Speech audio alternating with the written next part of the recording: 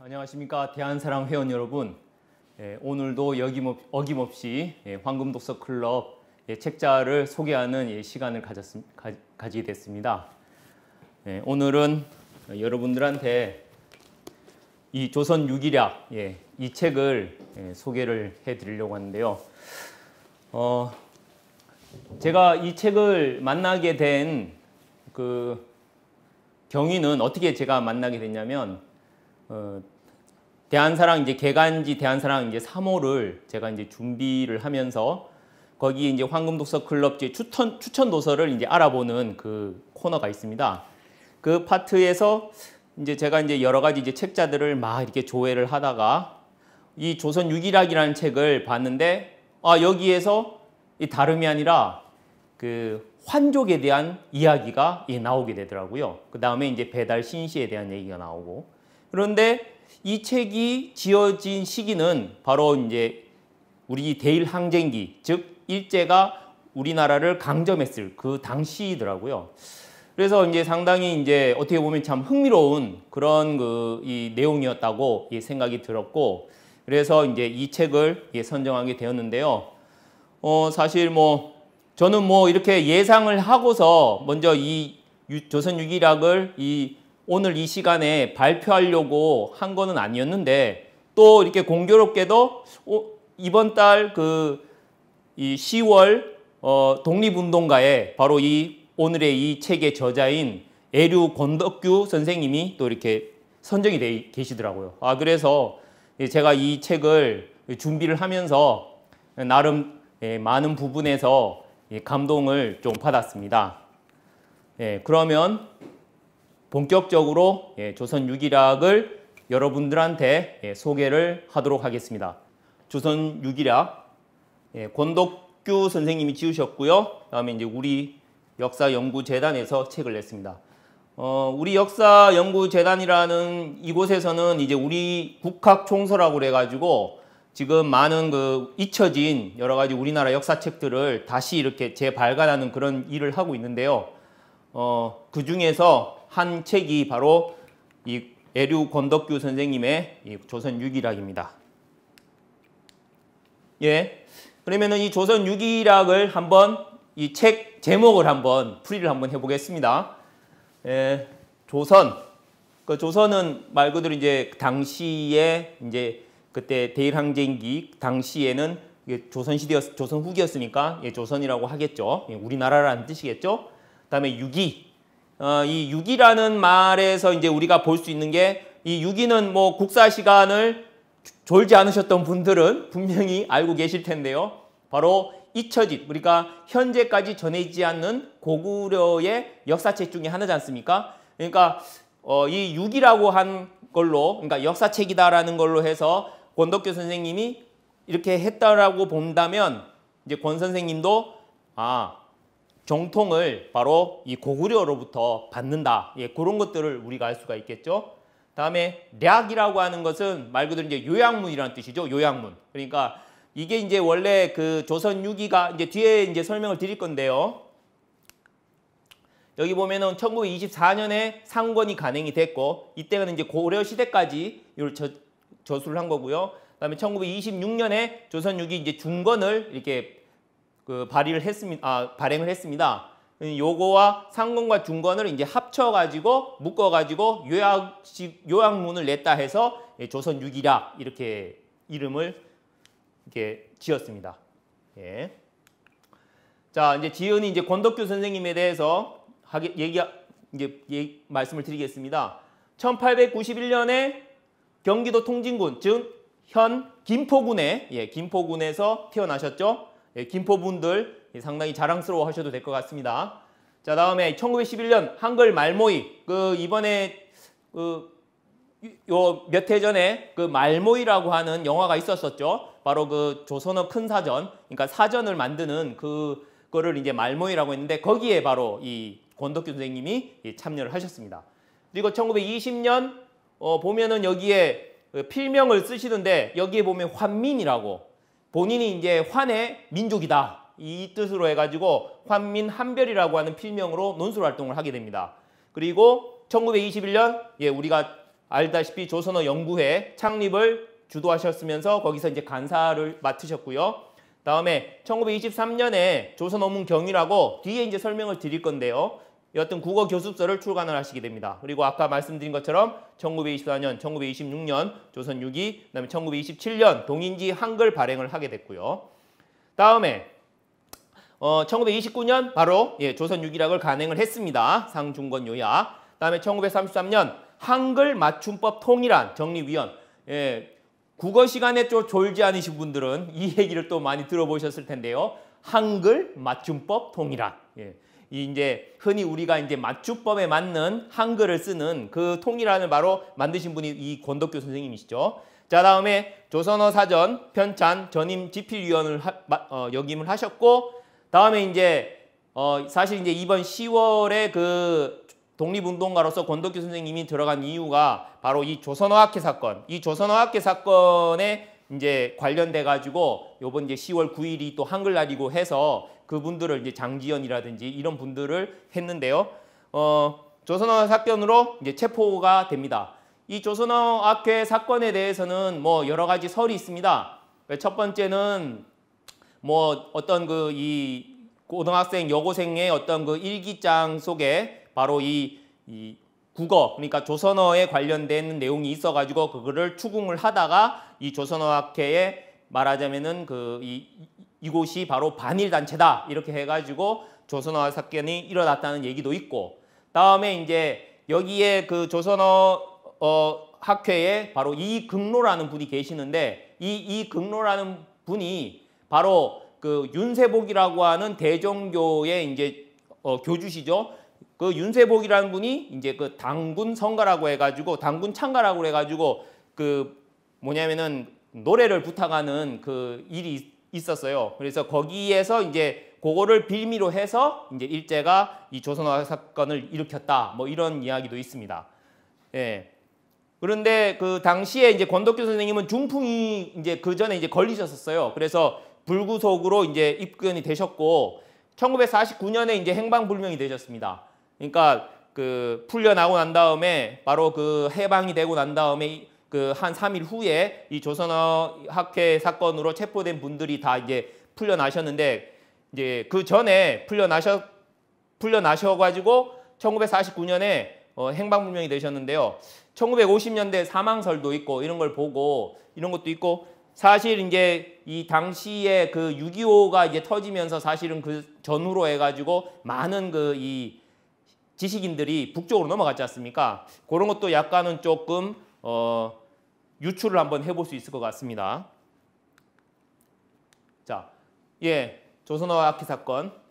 아까도 말씀드린 것처럼 우리 한글과 말을 지키는 것이 바로 이 독립운동이다라고 생각을 해가지고 바로 이 조선어 연구회가 있었고, 이 조선어 학회 사건의 어떤 그 이 가장 자랑스러운 부분은 뭐냐면 여기에 그 참여를 하셨던 분 중에서 변절자가 한 분도 없었다는 거예요. 그런 거를 보면 참으로 우리가 이번 그 10월 9일 한글날을 맞이해서 이 조선어 학회, 이 우리나라의 어떤 한글 이 말을 지키기 위해서 노력했던 분, 그러니까 세종대왕뿐만이 아니고 그 말을 지키기 위해서 한글을 지키기 위해서 노력했던 분에 대해서 한번 생각해 보는 것도 의미가 있지 않을까 그렇게 생각합니다. 자, 다음 요거는 이제 그 아까도 말씀드린 것처럼 환민한별이라고 하는 그 필명으로 논술 활동을 하실 때 이제 쓰셨던 글 중에서 이 권덕규 선생님이 어떠한 정신으로 어떠한 어떤 그 역사관을 갖고 있는가를 이제 보여줄 수 있는 한 토막을 이게 가져왔습니다. 동아일보 논설 1920년 5월 9일자 신문에 실린 내용인데요. 가명인 두상의 일봉. 자, 이 말은 뭐냐? 가짜는 이제 거짓 가짜죠. 그 다음에 이제 명인, 명나라. 그러니까 이제 중국인, 가짜 중국인의 이 뜻이에요. 그 다음에 이제 두상의 일봉. 두상은 이제 머리 위라는 거죠. 그 다음에 일봉은 이제 봉자는 뭐냐면 이렇게 짝대기, 막대기. 이걸 얘기하죠. 자, 아하. 자타를 도취한 유학자여. 당군을 버리고 요우를 존숭하며 청군을 등지고 공명을 섬기며 이것이 부사작척에 그 부를 저버린가 무엇이 다르리요. 그런 고로 내 너희를 명령하여 가짜 중국인이라 하노라. 자, 여기서 보면은 이 권덕규 선생님의 그 철저한 어떤 주체의식을 우리가 알 수가 있습니다. 바로 요는 이제 그 요임금하고 그다음에 우임금을 얘기하겠죠. 그러니까 이렇게 중국을 존중을 하는 것. 이 유학자에 대해서 상당히 많이 이 질타를 많이 하셨어요. 그래서 이 조선 유기라 책 이제 후반부에 그 조선 후기 때 보면 가장 통쾌한 일로 뭘 말씀하시냐면 대원군의 서원철폐를 아주 통쾌한 일로 얘기하십니다. 그만큼 이 유가의 사상이 우리나라의 어떤 그런 이 발전이나 이런 것들을 저해했다고 이제 권덕규 선생님은 보신 거죠. 자, 책의 이제 목차를 보면은요, 상고시대, 그다음에 삼국시대, 그다음에 남북국시대. 남북국시대는 뭐 그 유득공의 발해고에서 먼저 이제 요 부분에 대해서 이제 언급을 하셨었죠. 그래서 이제 발해고라고 하는 책을 내셨고요. 그다음에 고려시대, 그다음에 이제 이조시대. 이제 이조시대라는 말은 이제 조선시대를 얘기하는데 이제 이시조선이라 해가지고 이조시대라고 얘기하잖아요. 여기에서 보면 약간 권 선생님이 이 조선시대에 대해서, 조선시대가 열린 거에 대해서 상당히 조금은 좀 부정적인 그런 생각을 갖고 있다라는 걸 약간 이렇게 볼 수는 있습니다. 그다음에 연보 참고문헌, 그다음에 사실은 요 주선유기락이라고는 이 책에 실질적으로 원문은 그렇게 많지가 않아요. 많은 페이지를 차지하지는 않고 그 옆에 보면은 이제 권덕규의 명문 많은 논술 활동이나 저술 활동을 하셨기 때문에 그 내용이 있고요. 그다음에 이제 권덕규 선생님을 옆에서 바라본 이 권덕규 선생님이 보면 이 술을 좋아했다라는 그런 얘기가 나오는데 참 어떻게 보면 이 당시에 맨전신으로 살 수 있었을까?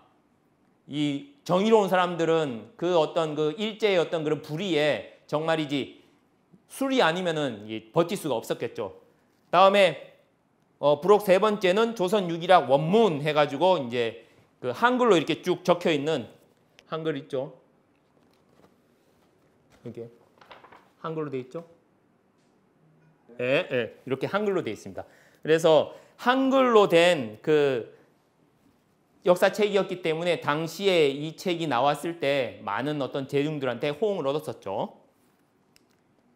자, 그럼 이제 상고시대부터 들어가 보겠습니다. 자, 조선의 지리와 종족이라고 하는 문단이 있는데요. 옛적의 조선은 이제의 조선과 만주를 아울러 이름이니 그때 조선의 복파는 태백산, 즉 이제 백두산을 얘기하죠. 북쪽 송화강 언저리라. 자, 송화강 언저리라고 얘기를 합니다. 이로부터 환이라는 조선 결해가 사방으로 퍼지어 군데군데 뭉치어 사는 담부가 3천이나 되다. 여기서 이제 우리가 눈여겨봐야 되는 것은 뭡니까? 환이라는 조선 결해가 있었다는 거예요. 그러니까 이 환에 대한 인식을 갖고 있었기 때문에 그 필명도 환민이라고 하는 이름. 이 환이 우리가 뭐 잘 아시다시피 환하다. 이 어떤 이 광명을 얘기하지 않습니까? 이런 부분에서도 이 권덕규 선생님은 이제 한글 선생님이시니까 언어에 대한 감각이 좀 있으셨을 거 아니에요? 이제 그런 어떤 느낌을 받으셨지 않았을까? 그런 생각을 합니다. 자, 그러면은 환단고기에 있는 그러니까 안암로 이 성사의 어떤 이 삼성기 상에 보면 이 내용이 나오죠. 딱 환단고기의 첫 구절 바로 오환 건국이 최고라. 예, 우리 환족이 세운 나라가 가장 오래되었다.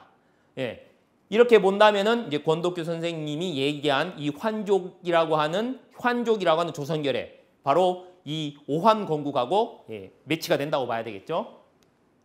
자, 다음에 이제 신시시대에 대한 얘기를 합니다.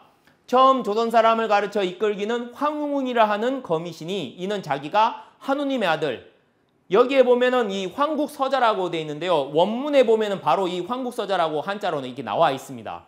그러니까 그러니까 우님의 명령을 받아 인간을 건져주려 누리에 내려왔다. 이런 식으로 해가지고 우리가 이제 잘 알고 있는 그 삼국유사에 있는 고조선 쪽에 있는 내용을 그대로 이렇게 넘어오는데 권덕규 선생님의 이제 가장 우리가 눈여겨볼 것은 바로 우리가 환국이라고 하는 이 나라를 이렇게 적으셨다는 것은 당시에 이 환이라고 하는 민족이 이 나라를 국가를 이렇게 형성했었던 그 시기 바로 이 석유 황국이라고 하는 그 삼국유사의 구절을 그대로 믿으셨다는 것이죠. 그래서 1512년 삼국유사에서는 이제 석유 환국 이렇게 돼 있지 않습니까? 근데 이게 보면은 1926년 경도 제도본에 보면 서규환인이라고 이렇게 되어 있죠. 인. 이 보면은 약간 이 글자도 보면 이게 뭔가 이렇게 조작의 있건 흐름이 느낌이 있습니다. 그러니까 이런 식으로 해가지고 나라 국자를 인으로 만들므로 해가지고 한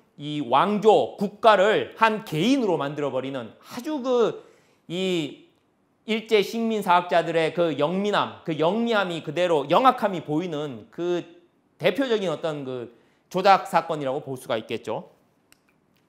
자, 다음에 이제 당군조선. 이 권 선생님은 바로 이 당군조선이라고 이렇게 표현을 하십니다. 자, 여러 당군이 다스리는 동안에 혹은 서울을 아사달에 옮기고 혹은 장당경에 옮기었으며 그 지낸 횟수는 당기 원년으로부터 1048년이며 당군 기원전까지 합해 세면 1500년이나 되나니 옛 사기의 이국 1500년이라 함이 이를 이릅니다. 당군조선에 대한 얘기를 하시면서 여러 당군에 대한 언급을 하셨고요. 다음에 이제 1048년이 이제 당기 그 수도를 막 옮기고 그러니까 아사달, 장당경 이렇게 옮기는 거에 대해서도 언급을 다 하십니다. 자, 이 내용에 대해서는 사실은 이 환단고기에 있는 내용을 보면 더 정확하게 알 수가 있죠. 자, 1세 당군 왕건부터 21세 소태 당군까지 바로 1048년이라고 하는 영년이 있고 다음에 제2왕조가 22세부터 43세 해가지고 860년 그리고 188년 이렇게 이제 연수가 나옵니다. 여기 보면 1048년 앞에 있는 1048년하고 맞죠? 근데 이 그 당군조선의 변천 과정은 다름이 아니라 바로 그 수도를 옮김으로 해가지고 된 거지 않습니까? 그러니까 송화강 아사달, 아까도 아사달을 뭐 장당이 옮겼다 뭐 이런 표현을 하시잖아요. 그래서 여기 송화강 아사달에서 백악산 아사달 그리고 장당 아사달 이렇게 이제 세 번의 어떤 그런 그 천도를 통해서 당군조선은 이게 이어져 왔죠. 자, 다음에 이제 이 당군조선을 넘어가서 이제 부여시대에 대한 얘기를 합니다. 부여는 해모수가 옛 서울을 차지하여 북부여라고 때는 275년이다. 이 북부여에 대한 인식을 갖고 계셨다는 것이죠. 자, 다음에 이 조선유기라고 보면서 제가 어떻게 보면 되게 놀랬던 건 뭐냐면 줄기차게 이 우리 민족의 어떤 정신, 우리 민족의 어떤 그런 사상 여기를 얘기하시는데 그게 다름이 아니라 바로 이 신교입니다. 신교. 그러니까 이 부여시대, 여기서 이제 부여시대부터 이제 신교에 대한 언급이 나오지만 그 배달 신시부터 시작되는 신교겠죠. 그래서 쭉 내려오는 이 신교가 바로 그 삼국, 그 다음에 고려, 그 다음에 조선시대까지 계속 이어져 왔다는 것을 줄기차게 얘기를 하십니다. 여기에 이제 부여시대부터 이제 얘기를 하죠. 자, 우리나라, 여러 나라가 우리 모두 부여와 같은 결례이다. 자, 선단대로부터 하늘과 조상을 받드는 성령이 있으니 이는 신교라. 신교에 대해서 얘기를 합니다. 자, 앞에 이제 그 북부여에 대해서 뭐 이야기를 하자면은 북부여의 그 정체는 우리가 어디서 단서를 찾을 수 있냐면 바로 이 광개토 대왕의 그 비문에서 우리가 찾을 수가 있습니다. 자, 우리가 이제 그 광개토 대왕 비문에 보면은 환지 17세손이라고 해가지고 광개토 대왕이 17세손이라고 얘기를 해요. 그런데 아시다시피 광개토 대왕은 쭉 고추몽 성제부터 해가지고 13세란 말이에요. 그러면 4세는 어디 갔냐요? 4대는 과연 어디 갔냐? 바로 이제 여기에서 이제 그 뭐냐면 비밀, 그 정체를 이제 알 수가 있는 것이죠. 이것이 바로 북부여부터 시작되는 동부여, 그 다음에 서부여. 이 부여사에 바로 이 숨어있는 이 진실을 통해 가지고 여기 보면 북부여, 동부여, 연나부부여.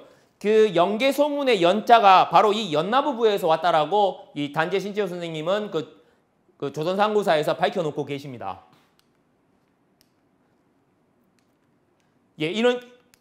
이렇게 해서 뭐냐면은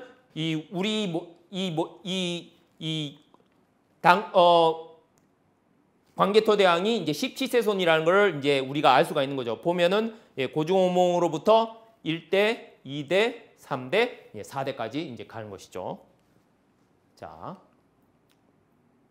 다음에 이제 그 신교에 대한 이야기를 하자면요. 자, 신교는 삼성기 하에서는 환단고기에는 삼성기 하에서는 이삼신설교라고 해가지고 삼신으로 교를 설한다. 이야기를 한다 이렇게 돼 있고요. 그다음에 당군 세기에서는 이신시교라고 해가지고 신으로서 교를 베푼다 이렇게 돼 있죠.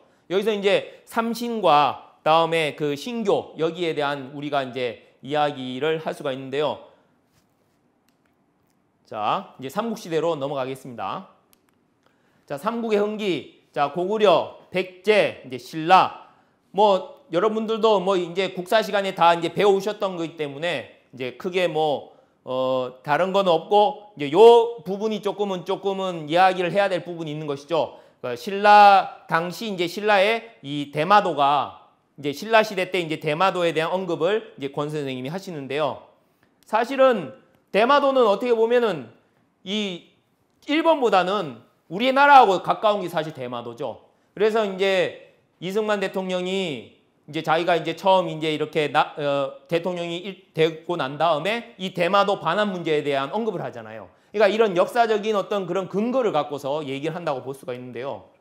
여기 보면은 대마도는 실질적으로 삼가라라고 그래가지고 좌우가라, 임의가라, 계지가라 이게 다 뭐냐면은 고구려, 그러니까 신라, 고구려, 백제 이 삼국이 나누어서 이 다스린 나라가 바로 이 대마도, 이 삼가라라고 할 수가 있습니다. 그리고 재미있는 사실은 뭐가 있냐면 그 대마도주, 그러니까 대마도의 주인이 되는 대마도주가 초대 도주가 누구냐면은 흔히 이제 종중상이라고 하는 소시계이사인데 이 소시계이사에 대해서 어떤 얘기가 있느냐? 동래부지에 보면은 이런 내용이 나옵니다. 대마주는 옛적 계림에 예속돼 있었으나 아까 이제 신라 얘기를 했었었죠. 그리고 어느 때 외인이 점거했는지는 알 수 없다. 그러니까 슬쩍슬쩍 이렇게 뭐 조금씩 야금야금 대마도에 이렇게 들어왔나 봐요. 그리고 세상에 전하기를 도주 종씨는, 그러니까 그 대마도의 종씨는 그 선조가 원래 우리나라 송씨였다. 그러니까 송씨인데 그 짝대기 하나 넣어가지고 종씨로 됐다는 것이죠. 그리고 한자도 보면 그죠? 비슷하죠. 자, 대마도에 들어가서 성을 종씨로 바꾸고 대대로 도주가 됐다. 이게 바로 대마도 항목, 그 동래부지, 그 동래부의 지리지에 보면 이 내용이 나와 있습니다. 그리고 화지산, 그 부산 진구 소재에 있는 이 화지산에 대한 항목에 보면 구전에 대마도주 종씨의 조상도 이 산에서, 그러니까 이 화지산에서 장사를 지냈다 합니다. 하지만 지금은 그곳을 알 수 없다. 자, 술사가 말하기를 정씨의 자손은 큰 벼슬을 맡은 자가 많고 종씨 역시 대대로 도주를 세습하니 그 귀함이 비슷하다. 그래서 이제 화지산에다가 뭐냐면은 정씨의 기운 때문에 이제 송씨들도 거기에 묻혔었다. 그 얘기를 하는 거거든요. 지금 대마도에 가면은 바로 이 초대도주 이 종중상, 예, 이 종중상에 관련돼 있는 그 이 묘사가 없습니다. 그러니까 이게 무슨 내용인가 하면은 안내문이 교체된 거예요. 그러니까 지금 그 쓰시마, 그러니까 대마도에 가면은 원래는 이렇게 안내문이 이렇게 되어 있는데 현재는 이렇게 바뀌어 있다라는 겁니다. 다 뭡니까? 대마도의 역사를 숨기기 위한, 어떻게 보면 빌미를 사전에 없애기 위한 아주 치밀한 그런 거라고 볼 수가 있겠죠. 예, 저도 여기 사실 이제 대마도를 한번 갔다 왔습니다. 이게 인연이 있어가지고 그 광주 이 세계환단학회에 있는 분들하고 같이 이렇게 아주 오붓한 시간을 보냈는데요. 그때 이 동상을 저도 봤습니다. 여기에 보니까 종의지라고 이름이 돼 있더라고요. 이분이 이제 19대 대마도주였더라고요. 예, 종씨가 바로 이쪽 그 대마도에서는 크게 의미가 있더라고요. 근데 이 종씨는 바로 종씨가 아니고 송씨였다. 이렇게 얘기를 할 수가 있는 거죠. 자, 다음에 이제 삼국에서 이제 가락의 연기. 이제 우리가 이제 흔히 이제 사실은 삼국시대가 아니라 사국시대로 얘기를 해야 된다. 그렇게 얘기를 할 수가 있는데요. 신라가 일어난 지 한 세기를 뒤하여 변한 구야에, 이 구야가 이제 뭐냐면 개구자여라 가지고 가이, 가이 해가지고 가야 이렇게 됐다고 얘기하죠. 내지청이라는 거룩한 이가 있어 변한의 모든 나라를 통일해 거느려 임금이 되니 이 가락의 시조가 김수로왕이다. 이렇게 얘기하고요. 다음에 다섯의 작은 가야가 있으니 그 이름은 아라가야, 소가야, 대가야, 벽진가야, 고령가야요. 그 위치가 낙동강 상류 서쪽으로부터 하류 서쪽 안까지 띄엄띄엄 떨어져 있었다. 자, 다섯의 작은 가야라고 이야기를 합니다. 자, 그러면 자, 삼국유사에서는 가락기찬이라고 하는 내용을 또 언급을 하고 그다음에 본조 사략이라고 하는 걸로 이 가야를 얘기하는데요. 금관가야 외 아라가야, 고령가야, 대가야, 성산가야, 소가야 또는 본조사략에는 금관가야, 고령가야, 비화가야, 아라가야, 성산가야, 벽진가야 이렇게 나와 있습니다. 자, 여기 예, 고령가야는 상주고요. 다음에 성산가야, 벽진가야는 성주고요. 다음에 대가야는 고령이고요. 다음에 비화가야는 창녕이고요. 아라가야는 함안이고요. 다음에 김해는 금관가야고요. 소가야는 고성입니다. 자, 이게 우리가 우리나라 역사책에 있는 가야사예요. 가야사. 자, 그런데 제가 오늘 이 조선 유기라 이 책을 하면서 이 이야기를 하면은 오히려 좀 그럴까 싶었는데 오늘 제가 이 남원 요새 그 뜨거운 이슈, 뜨거운 감자 바로 이 가야사 문제, 이 남원 합창 가야사의 유네스코 등재 사태에 대해서 짤막하게 한번 제가 요약을 해드리겠습니다. 자, 우리나라의 세계 유산이 현재 총 하나, 둘, 셋, 넷, 다, 일곱, 여덟, 아홉, 열, 열하나, 열둘, 열세, 열네, 열다섯, 15개가 지금 선정이 돼 있습니다. 자, 이 15개의 선정 중에서 3국에 관련된 게 여기 있는 경주 역사지구와 그다음에 백제 역사 유적지구예요. 그리고 여기 있는 석굴암과 불국사는 이제 통일신라 시대니까 넘어가 이렇게 이제 그 두 군데라고 할 수가 있겠죠. 자, 그런데 뭐냐면은 지금 이 삼국, 그러니까 그 백제와 그 신라에 이제 이어서 이제 고구려는 사실 이제 그 한강 이북 쪽에 있으니까 거기는 찾기가 좀 어렵지 않습니까? 그래서 지금 이제 가야사를 이제 유네스코를 등재하려고 한단 말이에요. 그래서 처음에는 아까도 말씀드린 것처럼 6개 가야, 그러니까 5가야, 그러니까 김해, 대성동, 고분구, 그러니까 김해, 함안, 창녕, 고성, 합천, 고령 여기까지 이제 이렇게 들어가게 됐습니다. 그런데 뭐냐? 이 전북이 2013년도에 이게 이제 들어오게 돼요. 이게 왜 이제 이렇게 이제 들어오게 됐냐면 1982년도에 이 그 전북 여기 그 남원 쪽에서 이 가야의 유물이 발견되게 됩니다. 요게 뭔가 하면은 이게 88 올림픽 고속도로예요. 흔히 이제 우리 대구 광주 대구 고속도로라고 하죠. 여기에서 1982년도에 원광대학교 마한 백제역사연구소가 여기서 이제 뭐냐면 유물을 발견했는데 당시에 이제 고분이 발견됐는데 당시에는 이제 그쪽은 이제 백제 권역이었으니까 그냥 백제 릉이었거니 이렇게 생각했는데 파봤더니 여기 이것처럼 뭐냐면은 가야의 토기가 나오고 그 다음에 거기에서 이 가야의 이 철갑이 나오게 되는 겁니다. 그래서 이 남원에도 뭐냐면은 가야의 흔적이 뚜렷이 있다. 이제 이렇게 생각한 거죠. 자, 그런데 이제 뭐냐?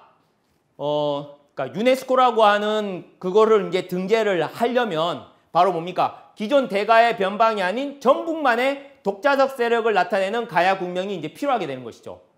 그러니까 이제 흔히 이제 우리가 알고 있는 그 이 가야는 육가야는 그래도 많은 사람들한테 계속해서 전해져 내려왔고 그래서 그 말이 계속 전해져 왔기 때문에 그리고 또 그쪽이 이제 왕궁이다 뭐 왕릉이다 뭐 이런 식으로 해가지고 어떤 그런 그 소가야 비화가야 뭐 이런 식으로 해가지고 독자적인 어떤 고유 명칭이 있잖아요. 가야의 이름 있지 않습니까? 근데 남원은 그냥 기존 그냥 대가야의 변방이었기 때문에 뭔지 모르게 이 남원 쪽에 조금 이 전북에 있는 가야에 뭔가 힘을 좀 실어줄 필요가 있겠죠. 그래서 뭐냐 전북만의 독자적 세력을 나타내는 가야 국명이 필요했던 겁니다. 그래서 막 찾아봤는데 국내 사서에는 당연히 이제 찾지를 못했죠. 그런데 바로 일본 서기에서 그 지명을 찾게 되는 겁니다. 그게 바로 기문, 이 뭡니까? 그 문제의 기문이 되는 겁니다. 자, 그런데 이제 강단사 우리가 이제 이 기문이 그러면 이거 일본 서기에 나오는 왜 이 지명을 쓰냐라고 얘기했을 때 이 강단사자들이 얘기하는 게 변명하는 게 바로 이 4가지 이제 그 사서거든요. 양직공도, 그러니까 외교문서 양직공도, 중국 사서 한원, 그다음에 우리나라 역사책 삼국사기, 그다음에 일본의 역사책 신창성지록에 이 기문에 관련된 내용이 있다. 이제 이렇게 얘기하는 것이죠. 자, 그런데 다 하나같이 다 너무 허술해요. 첫 번째, 양직공도 같은 경우에는 여기에 보면은 상기문이라고 이야기를 해서 기문이다 이렇게 얘기했는데 원본을 찾아보니까 여기 보면은 상사문이라고 사문이에요, 사문. 그러니까 원래 몸기자하고 뱀사자하고 약간 비슷하잖아요. 그 이제 그 뭡니까? 그 몸기자에서 약간 위로 이렇게 조금만 더 올라가면 그 이미 있잖아요, 또. 그러니까 이런 식으로 뭐냐면은 그 한자를 가지고서 그러니까 어떻게 보면 약간 조작을 한 거죠. 상사문인데 상기문이라고 해가지고. 그러니까 이건 두 가지의 뭐냐면은 문제가 있는 것이죠. 하나는 원문 자체를 이렇게 왜곡을 한 거고, 다음에 그 자체 그 뭐냐면은 말 자체에도 뭐냐면은 기문이 아니라 사문이었다는 것이죠. 자, 다음에 요것도 참 오묘한 게 있습니다. 이 중국 사서인 한원이라고 하는 것은 이제 뭐 홈스쿨링 교재다 뭐 이런 얘기를 하는데요.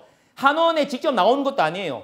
한원에서 이제 그 뭐냐면 주변에 있는 변방을 소개하는 이 파트가 있는데 그 부분이 있는데 거기에 있는 그 백제전을 설명하는 게 있는데 그 백제전도 백제전이 아니라 백제전에서 얘기하는 게 아니라 그 백제전을 얘기를 하면서 그러니까 지리지인 바로 이 괄지지를 언급하는 내용에 바로 이 기문이 있다는 거예요. 그러니까 한 단계가 한 몇 군데 가죠? 자, 여기 보면 괄지지 왈 해가지고 뭐 우, 서류 해가지고 입, 해 뭐 해가지고 쭉 나오는데 무슨 뜻이냐? 괄지지에서 이르기를 또 기문화가 백제남산에서 시작된다. 동남으로 흘러 대해로 들어간다. 여기 보면은 기문화라고 되어 있는데 아까 이 기문자가 앞에는 뭡니까? 여기 몸기자에다가 뭡니까? 물이름 문자잖아요. 그런데 여기에는 뭡니까? 이게 터기자인가요? 터기자에다가 뭡니까? 물이름 문자지 않습니까? 이 한자 자체가 틀리죠. 그리고 이 한원에 대해서는 비밀이 있습니다. 뭐가 있느냐? 이 책이 어디에 보존이 됐냐면 일본에 그 유일한 한 권이 보존이 돼 있어요. 그것도 참 신기한 거죠. 자, 그러니까 중국 사서인데 일본인들이 이거를 보물로 선정해가지고 보존하고 있다는 거예요. 자, 다음에 이제 삼국사기에 대한 언급을 하는데 삼국사기에 나온다라는 그 얘기는 뭐냐면 우룩을 얘기하는 겁니다. 삼국사기에 이제 우룩을 얘기를 하는데 그 우룩이 12곡을 지었다라고 얘기를 하는데 그 12곡에 다 뭐냐면 지명을 다 붙였는데 여기에 보면은 하기물, 남원, 다음에 여기 상기물, 임실 해가지고 삼기물 여기 번암 해가지고 이 기물이라고 하는 여기서 기문이 왔다. 이제 이렇게 얘기를 하는 겁니다. 근데 이 12곡이 이 지명으로 이렇게 일치가 된다. 거기에 대한 명확한 그 증거가 없어요. 저 12라고 하는 숫자에 대해서는 상당히 의미가 깊습니다. 저 10이라고 하는 거는 이제 그 옛날 그 황국이라고 앞에 이제 권덕규 선생님도 얘기했었던 그 황국이 원래 12왕국이었기 때문에 거기서 이제 12가 올 수는 있어요. 하지만 이것이 지명으로 이렇게 1대1로 들어간다. 여기 보면은 김세종이라는 분이 그 우룩 12곡의 신고찰이라고 하는 이 논문에서 쭉 얘기를 합니다. 이 하가라도 상가라도 이런 12곡은 바로 모든 어떤 이 노래곡의 어떤 형식을 나타낸다. 그렇게 얘기를 하는 것이죠. 그러니까 뭐 흔히 이제 얘기할 때 우룩 선생님이 앨범을 하나 냈는데 그 앨범에 12곡이 나왔는데 그 12곡이 지명이다. 그렇게 얘기하는 건 억지일 수 있지 않냐. 이렇게 얘기할 수 있죠. 자, 다음에 신찬성시록. 예, 이 신찬성시록도 이제 말 그대로 이제 성시거든요. 성시. 그러니까 일본인들의 성시를 이렇게 조사를 한 게 바로 이 신찬성시록입니다. 여기에 뭐냐면은 기문이 있다라고 얘기하는데 원문을 보면은 기문이 아니에요. 또 여기 보면은 상파문, 중파문, 하파문 해가지고 파문입니다. 파문. 그러니까 여기에 보면은 우리가 이제 흔히 알고 있는 이 숭신천왕 시대에 임나국이 아래여 말하기를 해가지고 쭉 나오는데 파문이에요. 파문. 기문이 아닙니다. 그러니까 뭐냐면은 그 강단 그쪽 그 강단 사학조에서 얘기하는 그 어떤 근거나 이런 것들이 어떻게 보면은 액면으로 봤을 때에도 그다지 이 설득력이 떨어진다. 이렇게 얘기를 할 수가 있겠죠. 자, 지금 현재 유네스코 원문 제가 요거를 준비할 당시는 그래도 조금 시간이 이렇게 지났기 때문에 이게 또 어떻게 바뀌었는지는 모르겠지만 제가 그때 조사했을 그 당시에는 유네스코 원문이 이렇게 되어 있었습니다. 여기 보면은 김은국이라고 돼 있죠.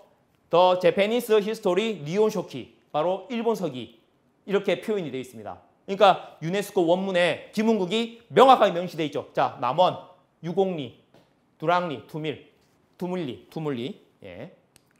자, 그러면은 왜 이 기문을 우리가 남원으로 지정했을 때 왜 문제가 되느냐? 거기에 대해서 얘기해 보겠습니다. 자, 일본서기의 기문에 대해서 어떤 내용이 있느냐? 개체천왕 7년조에 6월에 백제가 별도를 아래에 이르기를 반파국, 이제 이 반파국이 또 장수라고 이야기도 막 한단 말이에요. 그런데 지금 장수 쪽은 뭡니까? 아주 현명하게 거기 계시는 그 지자체 그 단체장님이 그래도 현명하셔가지고 바로 그 내용을 다 버리셨다고 하시던데요. 이 자리를 빌어서 박수를 보냅니다.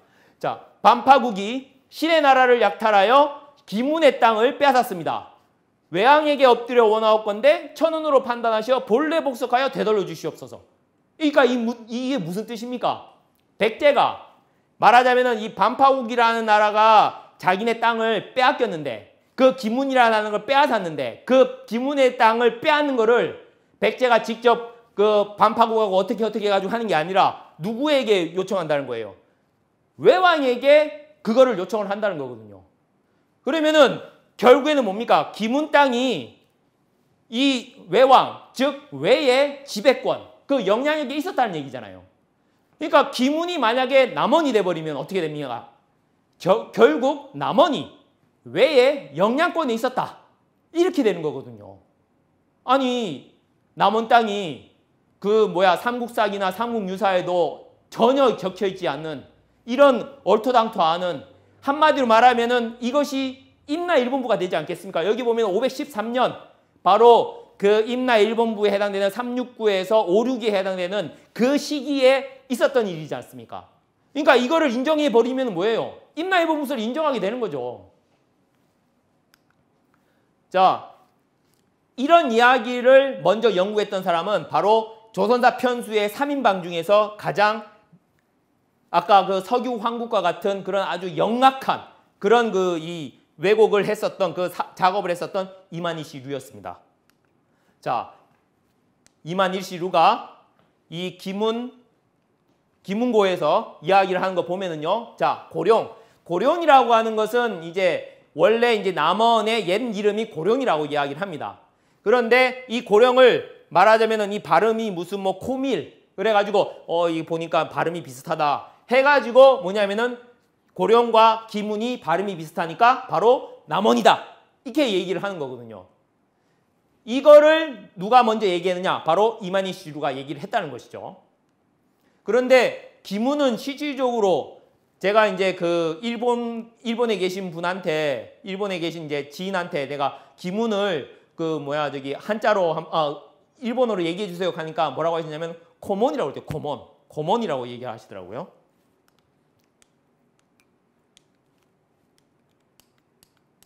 예. 그 다음에 이 기문에 이제 이어가지고 지금 또 뭐가 이제 불거졌냐? 이거 어떻게 보면은 상당히 다행스러운 일이 아닐 수가 없습니다. 실질적으로 현재 합천은 이미 다라국이라고 한 지가 꽤 오래된 것 같아요. 근데 우리가 몰랐었던 거죠, 사실은. 우리가 몰랐었는데 이번에 이 유네스코 사태를 통해서 이 남원의 이 기문 사태를 통해서 합천이 드러나게 된 거예요. 자, 합천, 옥전, 투물리가 뭘로 되냐? 여기 보면 다라국도 아니에요. 다락국이요, 다락국. 다락국이 다 뭡니까? 다락국으로 다 도배가 되어 있습니다. 그러니까 다락국이었다는 거예요. 합천이 다락국이었다. 그런데 이 내용도 어디 나와 있느냐?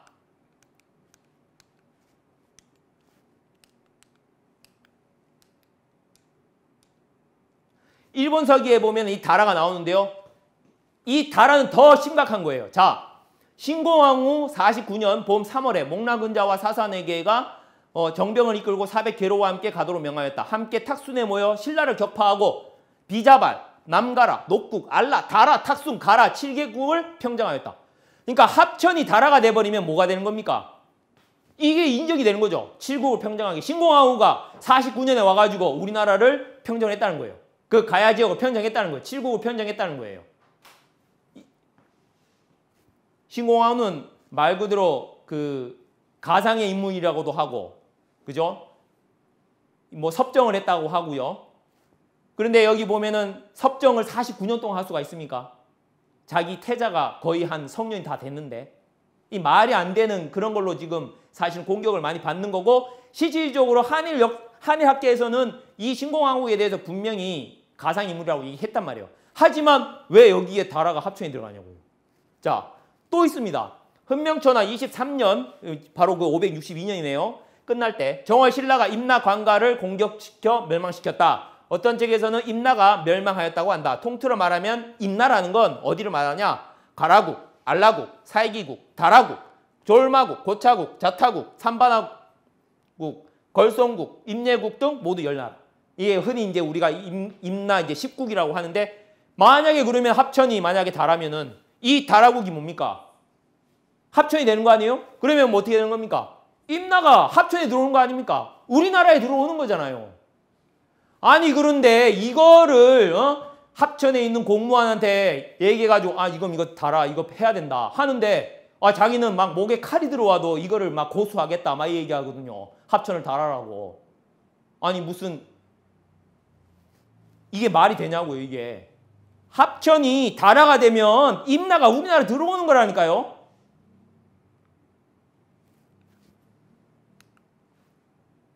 자, 조선사 편수에는 살아있다라는 겁니다. 뭐냐? 자, 여기 보면은 이 다라를 합천으로 만든 거. 자, 우리 공무원님, 예, 우리 거기 그 공무원님께 제가 합천에 계시는 공무원님들께 제가 말씀을 드립니다. 다라 어디서 왔느냐? 이 사람이 했어요, 이 사람이. 세마스 야스카즈라고 한 사람이 여기 보면 다라라고 이렇게 표현이 됐단 말이에요. 다라, 다라이, 뭐야, 저기 뭐 이렇게 뭐 고무다라, 뭐 이게 그 다라가 아니라 이 다라, 이 합천을 이렇게 다라라고 비정한 사람이 누구냐면은 조선 총독부, 조선 편수, 조선사 편수에 우리나라의 역사를 조작한 그 조선사 편수의 간사여갔다. 간사. 간사가 바로 뭐냐면은 합천을 다라라고 얘기한 거예요. 예?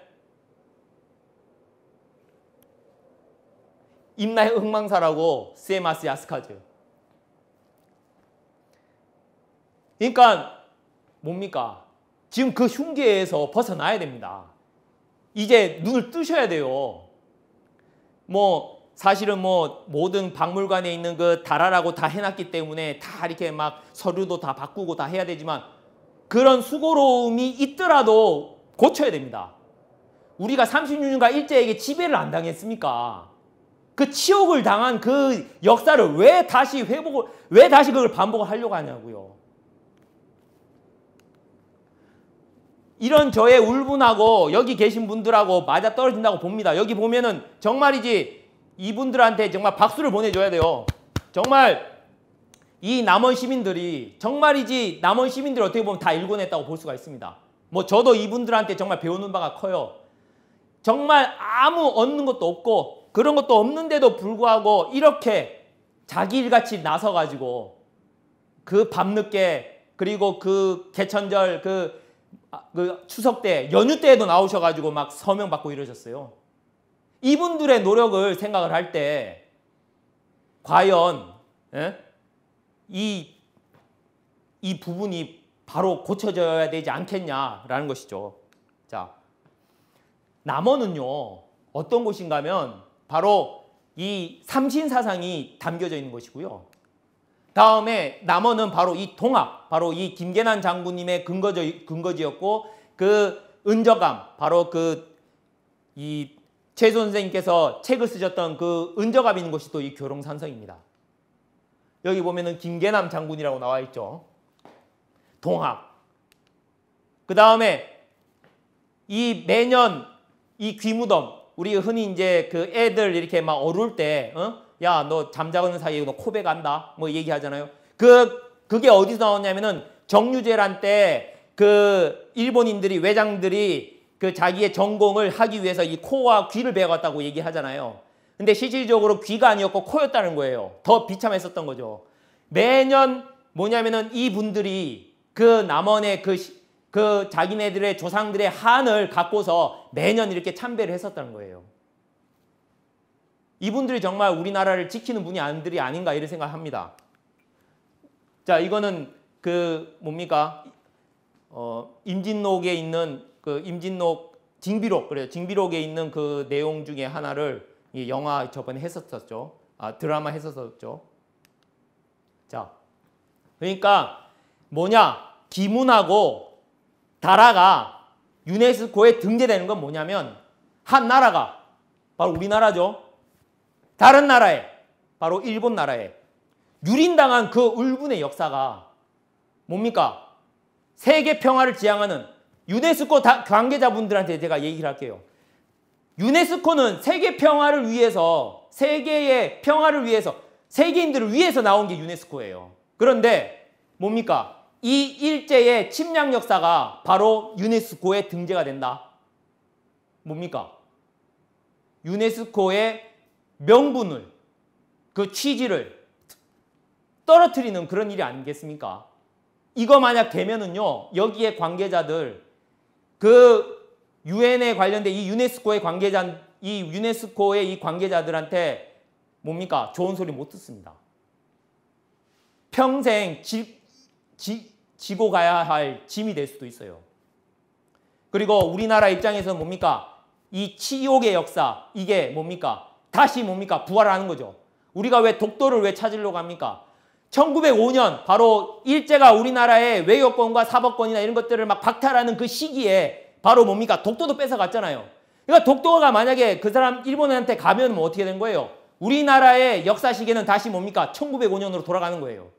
마찬가지죠.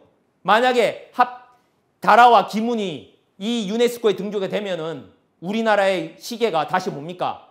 잃어버린 100년이 아니고 120년, 150년이 되는 겁니다.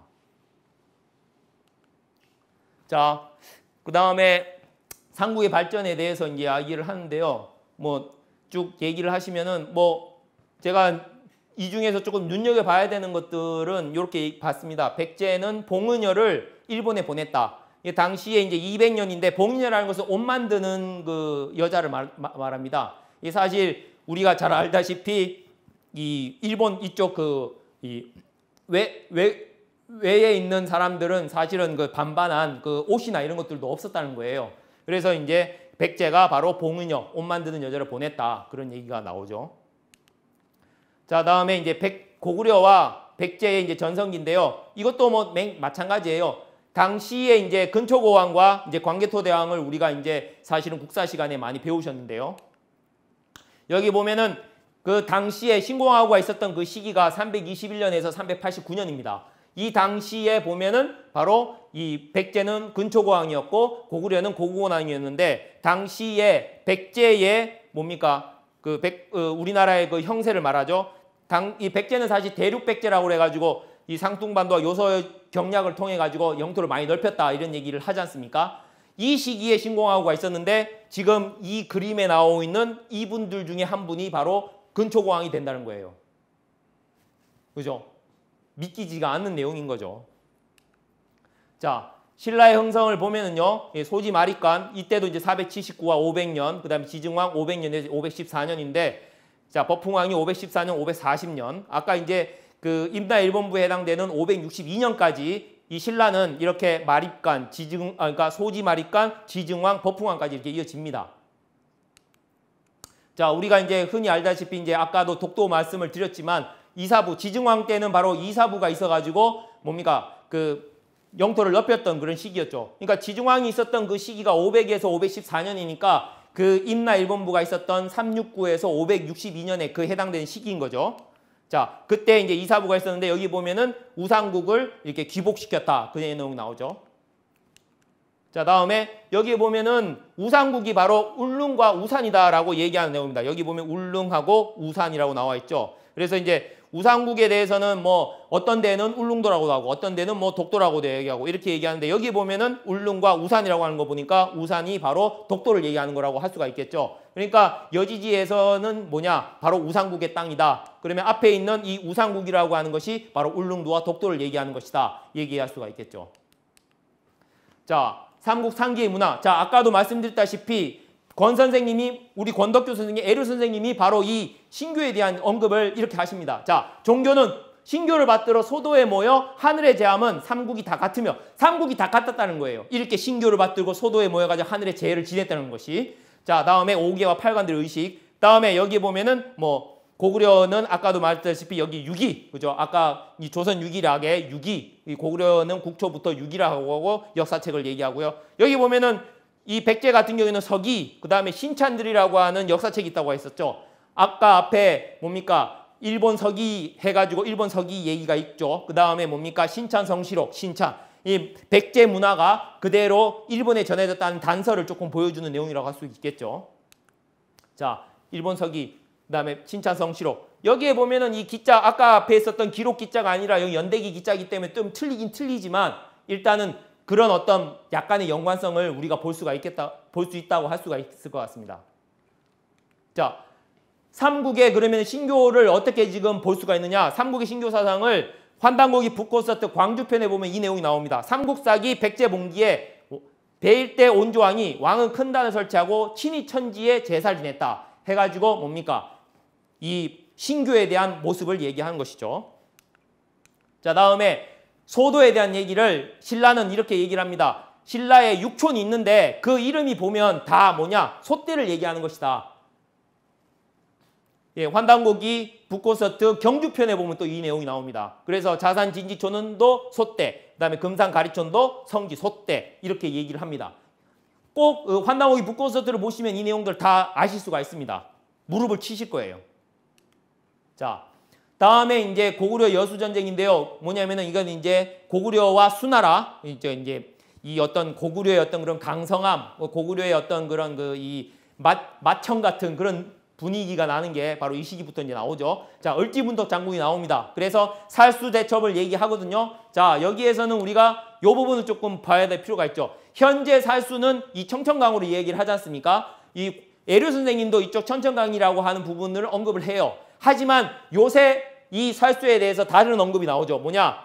왜냐면은 이 고구려의 어떤 그 수군의 힘이 어디서부터 이게 크게 부흥이 되냐면은 그 이 살수대첩 같은 이런 그 이 수전을 겪음으로 해가지고 이 광개토 대왕도 결국에 와가지고 그 이 외국을 외나라를 이렇게 뭐냐면은 이렇게 이게 정벌할 수가 있고 이런 모든 것들이 다 뭐냐면은 당시에 이 살수 이런 여기에서 뭐냐면 수군의 힘을 길렀기 때문에 이게 가능한 거였습니다. 그런데 이 청천강은 너무도 폭이 좁고 그렇기 때문에 뭔가 이렇게 작전을 필 수 있을 만한 그런 장소가 안 되거든요. 그래서 여기에 있는 오자라고 하는 이 오골강이 바로 살수가 아니냐 이런 지금 의문을 지금 제시를 하고 있죠. 자, 다음에 이제 여당 전쟁이 나오는데요. 이제 고구려와 당나라의 이제 전쟁이 나옵니다. 신라가 꾀꾀로 구원을 당해 청하니 당주 이세민이 사신을 고구려에 보내어 평하기를 권하는지라 이렇게 돼 있는데요. 아, 잠깐 아까 말씀을 그렇죠. 자, 그 다음에 여당 전쟁 이제 고구려와 이제 당나라가 또 한번 붙지 않습니까? 이제 수나라가 이제 물러가고 이제 당나라가 이제 왔는데 당나라에 대한 이야기는 여기에도 보시면 아시겠지만 세민이 안시성주 양만춘에게 패하여 눈을 상하고 돌아갔다. 세민이 3회나 왔다가 패하여 분통해 죽었다. 이 내용이 나옵니다. 이건 뭡니까?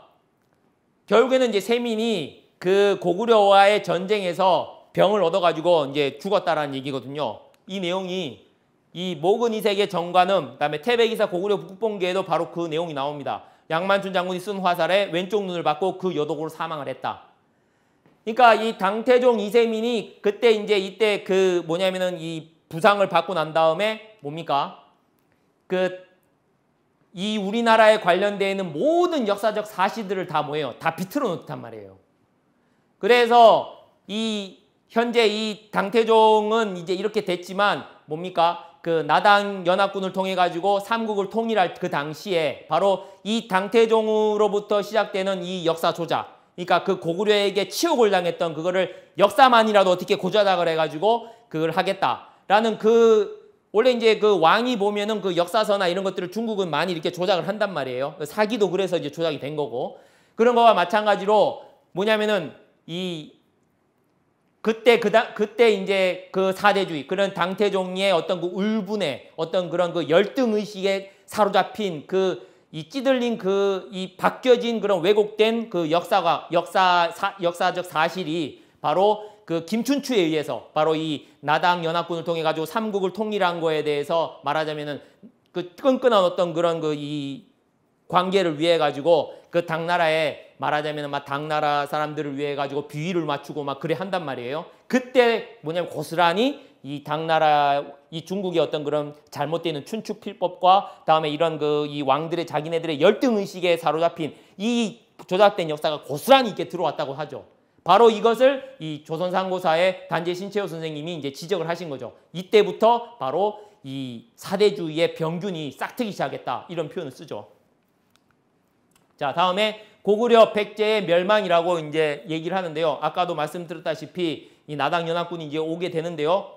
김유신과 소종방으로부터 고구려 같은 경우에는 이제 영계소문이 죽은 뒤에 바로 형제끼리 서로 권세를 다투다가 이게 망하게 되는 것이죠.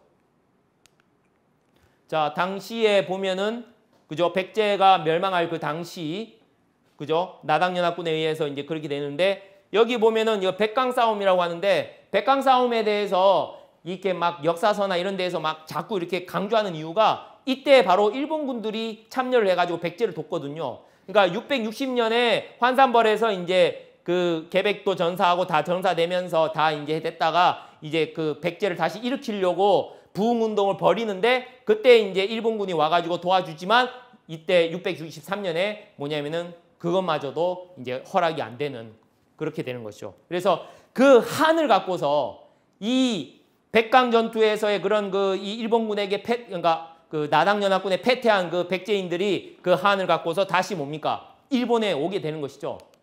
그래가지고 태안말려 즉 일본 왕실의 백제기 신화라고 하는데 요거는 뭐 그 어떤 다른 그 이 유튜브에 보니까 이런 내용이 있더라고요. 계백 장군의 다신부의 이제 아들이 바로 오노 야스마로 즉 태안말려다 뭐 이런 얘기도 하는데 일본 왕실의 백제기 신화가 바로 이 태안말려 즉 고사기를 편찬하고 일본사기 편찬에도 참여한 바로 일본의 고대사의 역사 편찬자가 바로 일본 왕실의 백제기 신하였다는 거예요.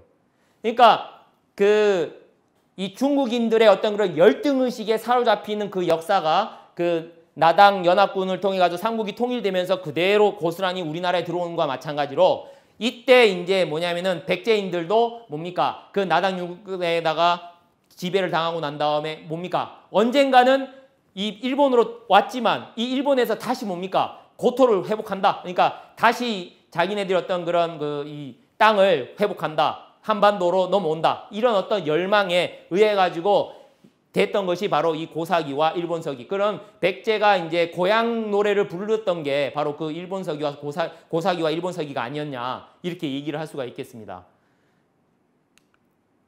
하지만 그 일본서기 이 태안말려가 지은 이 책은 바로 이 원본은 분서가 되게 됩니다. 태안말려의 일본서기 원본은 일본 왕통을 열거한 제2기 황통기의 일권과 역사인적 서른권이다 이렇게 되어 있는데요. 그런데 제2기 황통기는 환무왕 때 그러니까 737년 806년 그죠? 그 다음에 일본은 사만의 동족이란 기록에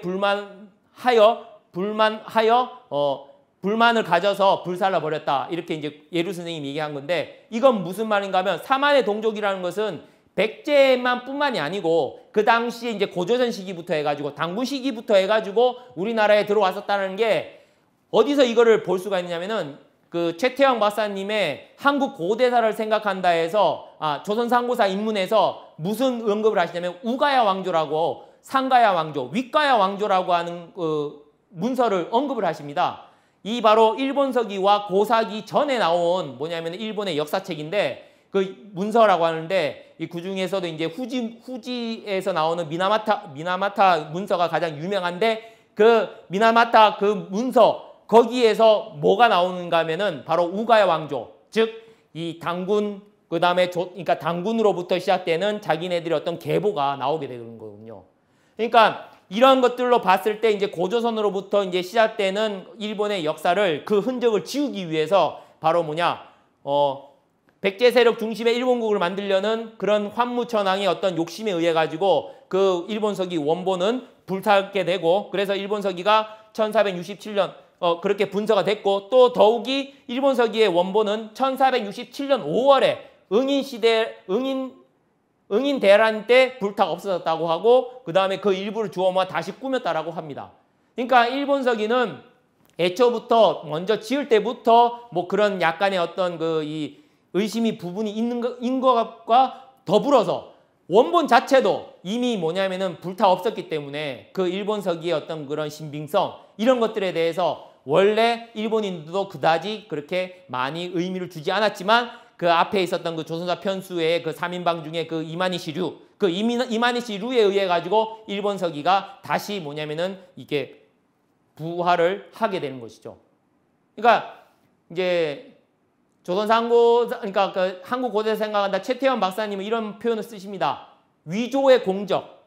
그러니까 자기네들의 역사를 위조함으로 해가지고 자기네들은 결국에는 뭐냐 한번 세계를 호령할 수 있는 그런 어떤 힘을 갖는 군국주의를 한번 가질 수 있었다.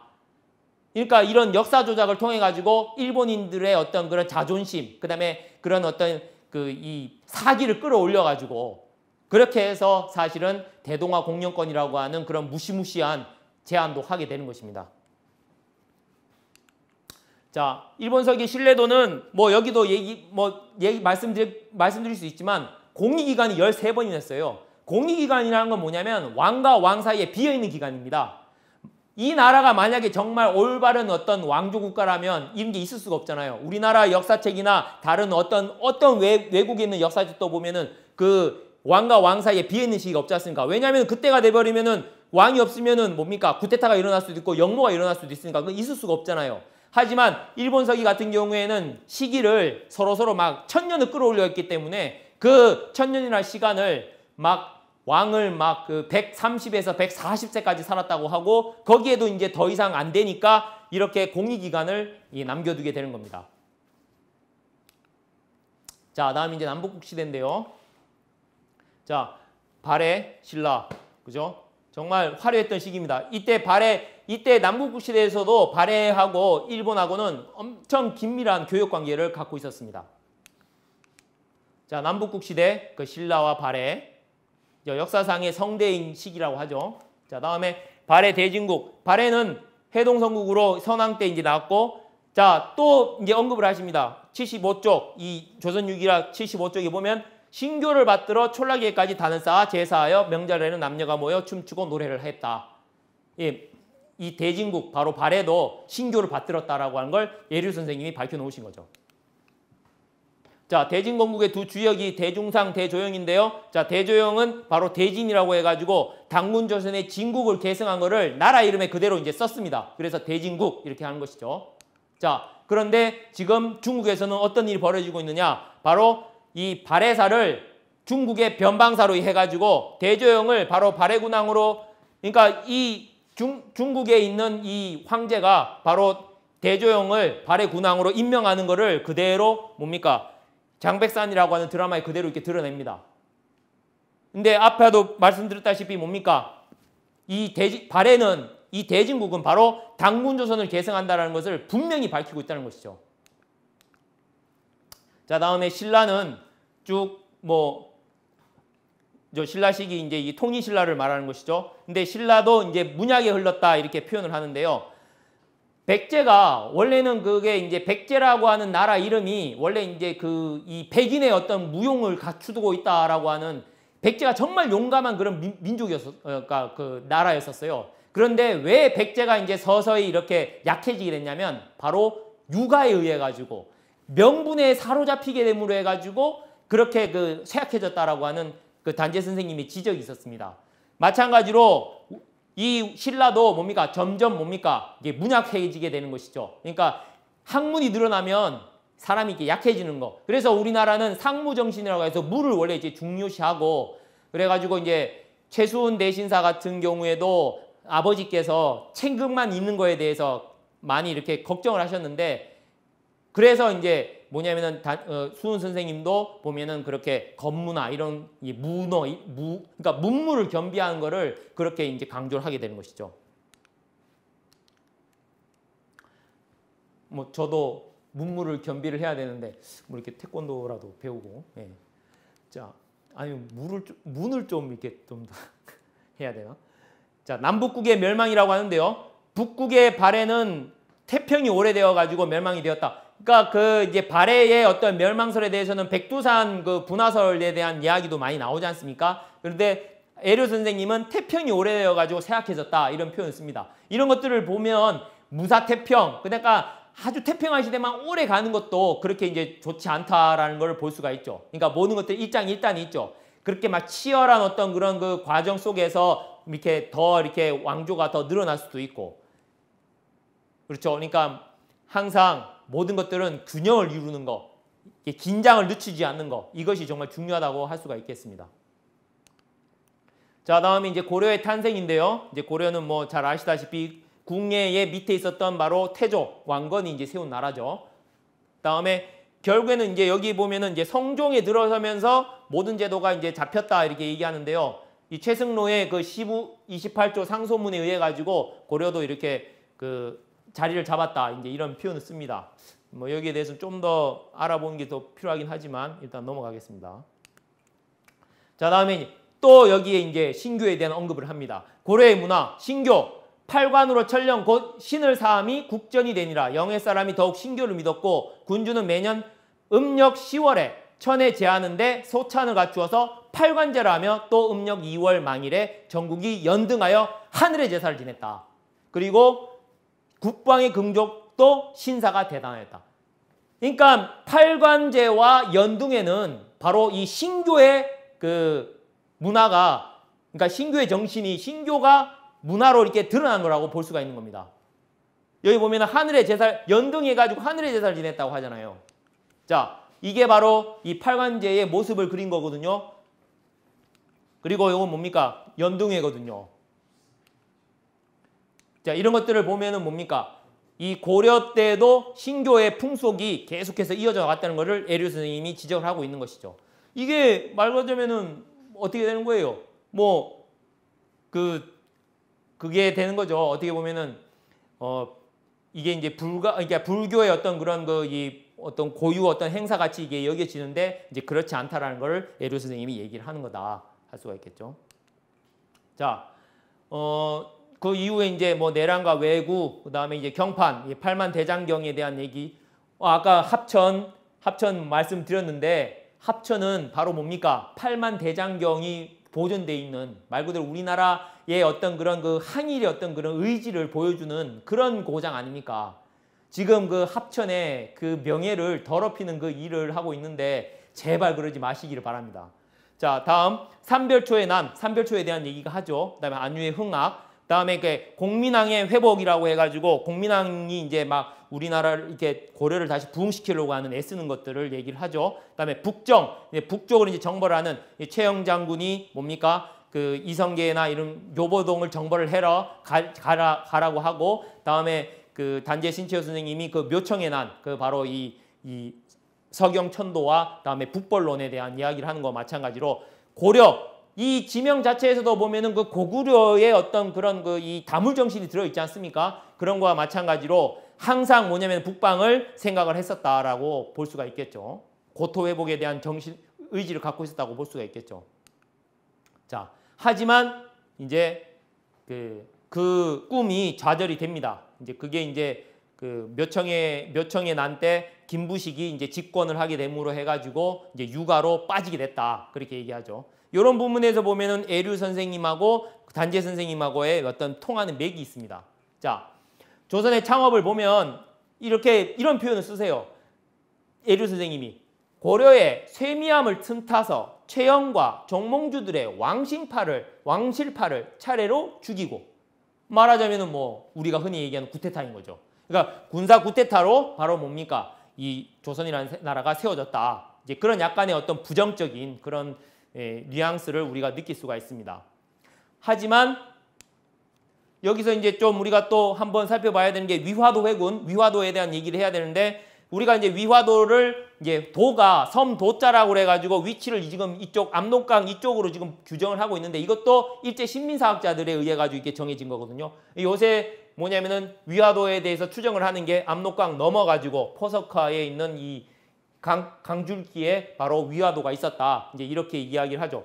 그러니까 위화도가 여기에 있고 위화도가 여기에 있고의 이거의 어떤 그 문제는 바로 고려의 국경이 어디로부터 이제 시작되느냐, 어디에 경계가 있었냐라는 것을 얘기할 수 있는 아주 중요한 자료죠.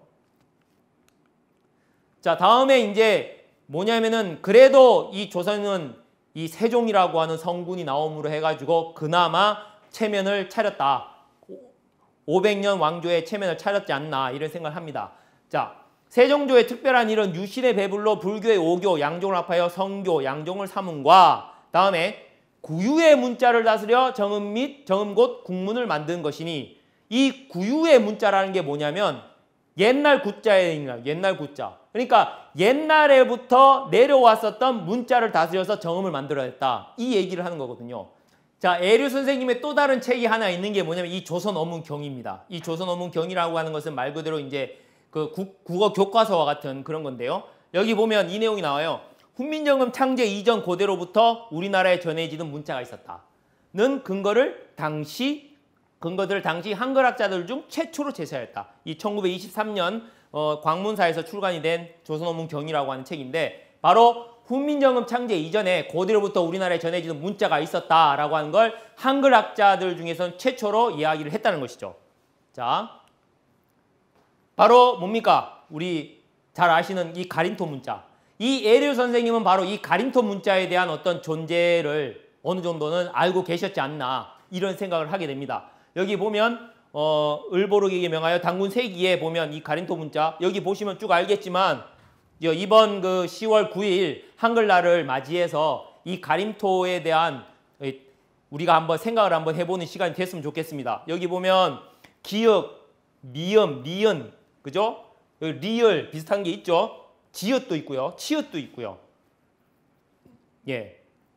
여기 보면은 이, 으, 아, 어, 우, 오, 야, 여, 요, 유. 정말 뭐 일부러 뭐 이렇게 했다라고 할 수 없는 그런 이 부분이 있습니다. 그리고 세종실록 아까도 말씀드렸다시피 이제 세종의 어떤 그런 이 세종이 자기의 어떤 그런 구유의 문자가 있었다는 걸 밝힌 것과 마찬가지로 세종실록에 보면은 자방고전이다 이런 표현을 쓰는 겁니다. 자방고전 즉 옛 전자를 모방했다. 그러니까 옛 글자를 모방을 했다. 그러니까 우리나라부터 계속해서 내려왔었던 그 글자를 모방을 해가지고 세종의 그 훈민정음이 나왔다 얘기를 하는 것이죠. 이런 얘기를 한다 해가지고 절대 세종대왕님의 어떤 그런 한글 창제에서 뭐냐면은 그렇게 하는 얘기를 하는 게 아닙니다. 왜냐하면 당시에 이 가림토라고 하는 이 문자가 있었지만 왜 이 문자를 만들었냐면 서로 간에 이제 소통을 해야 되니까 그러니까 통일된 어떤 문자를 만들어내야 했지만 당시도 뭐냐면은 그렇게 뭐냐면 소통이 잘 되지 않았었던 거를 바로 이 세종대왕을 통해서 아주 그 뭡니까 그 체계적인 거 그 다음에 여기에서 보면은 몇 가지 또 글자를 또 정제를 시키셨잖아요. 그러니까 뭐 우리가 흔히 얘기할 때 실학의 어떤 그 시작을 말하자면은 이익의 성호사설이다라고 본다면 정약용이 이제 그 실학을 집대성했다 이런 표현을 쓰잖아요. 그러니까 그 고조선 가륵당군의 을보룩의 이 가림토가 결국에는 세종대왕 때 와가지고 뭐냐면 집대성이 되고 체계적이 됐다. 누가 그런 역할을 할 수가 있겠습니까? 그런 어떤 역할로서 이 어떤 그 뿌리와 그 다음에 열매, 꽃으로 이렇게 봐야 되는 것이죠. 그러니까 세종대왕은 바로 그 우리나라의 문자의 어떤 그런 꽃을 피웠고 그 다음에 열매를 거두었다 이렇게 얘기할 수가 있겠죠. 자, 여기에 또다시 이제 신교에 대한 언급을 에류 선생님이 하십니다. 국초에 호기라는 게 뭐냐면 풍속으로 초파일을 앞두고 그러니까 4월 초파일 얘기하죠. 아이들이 종이 깃발을 들고 집집마다 다니며 등불을 켜는 비용을 마련하느라 곡식과 천을 구하는 시기다라고 얘기를 합니다. 자, 예, 요게 뭐냐면은 지금 호기를 하는 거거든요. 이러면서 뭡니까? 연등회에 쓸 그런 어떤 것들을 이제 막 구하러 다니는 것이죠. 그러니까 이런 것들도 이제 보면은 뭐 사실은 이제 그 불가에도 보면 동자승에 대한 얘기도 나오고 또 이제 보면은 성가에서도 보면은 이런 그 이 어린 이 애기 이제 이런 그 이 도가에서도 보면은 이런 그 어린 친구들에 대한 언급이 나오는데요. 이런 어린 친구들 그리고 이제 흔히 이제 이 어린 친구들 칠성이라고 하지 않습니까? 칠성. 이런 어떤 그런 어린 친구들이 말하자면 그 신교의 어떤 그런 맥을 그대로 이렇게 호기라고 하는 걸로 해가지고 자기들도 이제 그렇게 하늘에다가 제사를 지내는 그만큼 끔찍하게 이 어떤 그 하늘에 대한 그러니까 그 상제님에 대한 그런 것들을 이제 생각을 했다 이렇게 얘기할 수가 있겠죠. 자, 다음에 여기 보면 당군묘 아까도 말씀드렸습니다. 자, 다음에 이제 그 이후에 쭉 이제 조선 후기 넘어오면서 애류 선생님이 이제 당쟁에 대한 언급을 하시고요. 다음에 이제 천주교 이제 이때 이제 서서히 이제 서학이 들어오게 되죠. 다음에 이제 국정의 부패 이제 조선 후기가 되면 부패가 됩니다. 다음에 대원군의 이제 섭정이 나오고요. 다음에 이제 군란도 일어나고 정변도 일어납니다. 이 정변 같은 경우에 보면은 이게 일본에게 속은 대표적인 사건이죠. 원래 이제 갑신전변을 일으켰을 때 이 한국 통사에 이제 박의 선생님이 밝혀 놓으신 건데요. 이 갑신전변 때 말하자면은 사실은 그 일본하고 서로 이렇게 그러니까 협약을 맺어요. 그래서 이제 원래는 김옥균이가 그 정변을 일으켰는데 일본 애들이 싹 물러나가지고 3일 천하로 끝났다 이렇게 얘기하죠. 그러니까 그때부터 일본에게 이제 속았던 거죠. 자, 다음에 동학난과 일본의 간섭 여기 보면은 동학난이라고 이제 표현을 쓰시는데요. 자, 이제 마지막 장을 이렇게 이제 얘기를 하십니다. 국호의 계칭과 일로 전쟁 해가지고 1904년도에 이제 일로 전쟁 얘기하고요. 그다음에 1907년 한국이 일본의 보호국, 그죠? 을사늑약을 통해 가지고 보호국이 되는 걸 얘기하죠. 다음에 이제 1909년에 바로 뭡니까? 안중근이 바로 뭡니까? 그 이등방문을 죽인 거에 대한 얘기를 합니다. 그러니까 안중근이 이등방문 죽인 거에 대해서도 큰 사건으로 얘기를 하는 것이죠. 다음에 1910년에 바로 한국과 일본이 병합병되었다 해서 이제 이 조선 유기락의 책이 이렇게 매듭을 짓게 됩니다. 자, 이런 부분을 봤을 때 이제 조선 유기락을 통해서 애류 선생님의 역사의 어떤 의식을 보면 두 가지를 말씀을 드릴 수가 있겠습니다. 하나는 환족으로부터 시작되는 우리 민족의 어떤 첫 출발, 그 황국으로부터 시작되는 우리의 첫 출발을 애류 선생님도 갖고 계셨다. 그러니까 우리가 지금 이야기하고 있는 이 환단고기가 이야기하고 있는 그 역사관과 그 다음에 애류 선생님, 애류 선생님의 그런 역사관은 바로 그 독립운동가의 어떤 그 역사 의식이라고도 일맥상통한다고 볼 수가 있겠죠. 다음에 이제 두 번째는 뭐냐? 끊임없는 어떤 우리 민족의 정신을 바로 신교라는 걸로 통해 가지고 그것이 소도나 아니면은 그런 그 팔관의 연등제, 연등회 이런 거 또 다시 이제 풍속으로 이렇게 내려온 그런 끊임없이 내려오는 그런 신교, 그 다음에 신으로서 결을 전하는 그런 어떤 신교의 어떤 그런 가르침이 계속해서 내려왔다는 것을 꾸준히 지적을 하면서 우리 민족의 정신이 이어져 왔다라고 이야기를 하게 됩니다. 하지만 이제 약간의 이제 한계점을 제가 이제 말씀을 드린다면, 자, 이거는 이번 그 올해 5월 10일이었나요? 그 동학 기념일 날 바로 그 동학에 관련돼 있는 그 영상에서 제가 하나를 이렇게 캡처를 한 겁니다. 여기에 보면은 이 내용은 바로 이 전봉준 공초, 즉 동학혁명의 그 이제 거두셨던 그러니까 그 장군이셨던 그 전봉준 장군님을 이제 신문한 내용, 즉 전봉준 공초에 있는 내용을 이제 꼭 뽑은 건데요. 여기에서 이제 그 일경이 이제 신문하는 사람이 묻습니다. 뭐 왜 이렇게 그거를 일으켰냐 하니까 뭐라고 하느냐? 도 없는 나라에 도학을 세우는 것이 무엇이 잘못이냐? 그러니까 동학혁명을 일으켰던 전봉준 선생님의 어떤 그런 그 이 동학혁명은 결국에는 뭐냐? 이 조선 땅 당시에 이제 서학으로부터 계속해서 이제 침입을 받고 다음에 이 계속 우리나라의 어떤 그런 정신이 사라지고 있는 이 상황에서 바로 도학을 세우려고 했었기 때문에 그래서 이 도 없는 나라에 도학을 세우려고 했었다. 애류 선생님도 사실은 이런 부분에 대한 이야기를 했습니다. 뭐라고 했느냐? 여기 보면 조선 생각을 찾을 때라고 하는 개벽 45호에 1924년도 3월 1일자 이 개벽 제45호에 조선 생각을 찾을 때라고 하는 이 내용에 바로 이 신교가 바로 뭐냐면은 조선 생각이다라고 하는 것을 이야기를 하게 됩니다. 앞에 있는 뭐 사실은 이 동학에 대한 것들을 정확하게 하셨으면 애류 선생님이 동학을 동학난이라고 표현을 하지는 않았지 않나 이 생각이 듭니다. 이제 제가 이제 이 뭐냐면은 내용을 보면서 이제 이렇게 쭉 이 조선 유일학을 다 보면서 이 구절이 이제 생각이 났어요. 뭐냐? 당군세기 서문에 보면 뭐 막급어 사학은 하여하여 쭉 나오고 뒤편에 보면 이 내용 나오죠. 부여 무부여지도 연후에 한임이 입부여하며. 그러니까 부여의 도가 없어지고 난 후에 한나라가 부여에 쳐들어왔고, 다음에 고려 무고려 지도 연후에 몽고 입고려하니와. 그러니까 이 고려의 도가 없어지고 난 다음에 몽고가 쳐들어왔다. 이런 얘기를 하지 않습니까? 마찬가지죠. 바로 뭡니까? 조선 무조선 지도 연후에 일제가 입조선냐. 이건 이제 제가 이게 지은 겁니다. 왜냐하면은 이 당군세기 섬을 지으셨던 바로 행촌 이함 선생님은 고려 때 분이시니까요. 그러니까 말하자면 조선의 도가 사라진 이 시기에 바로 일제가 조선에 들어왔다는 거죠. 그러니까 행촌 이함 선생이 본 그대로 그러니까 조선시대 때도 그대로 우리나라의 역사에 그대로 나왔던 거고, 저는 이제 뭐냐면은 과연 그러면은 이 현재 우리 이 대한민국에 과연 이 도는 과연 있는가, 이 부분에 대해서 이제 좀 의문을 이렇게 갖게 되더라고요. 바로 그것이 이거는 제가 이제 이번에 이제 그 오징어 게임 보면서 이제 생각한 건데, 오징어 게임은 오징어가 아니다 이렇게 생각이 들었고, 저도 이걸 보면서 이번에 이제 중앙일보에서 이제 강동님은 뭐 다른 무슨 뭐 꼭지점에 대한 이야기를 하는데, 뭐 저는 이걸 보면서 이제 원방각을 생각을 했습니다. 원방각. 이제 원이라는 것은 하늘을 얘기하고, 그래서 어머니 땅 아버지 하늘은 둥글다, 어머니 땅은 방정하다 해가지고 천원 지방 사상을 이렇게 얘기를 하는 건데, 바로 이것이 뭐냐? 신교 우주론에서는 천부경에서만 해석할 수 있는.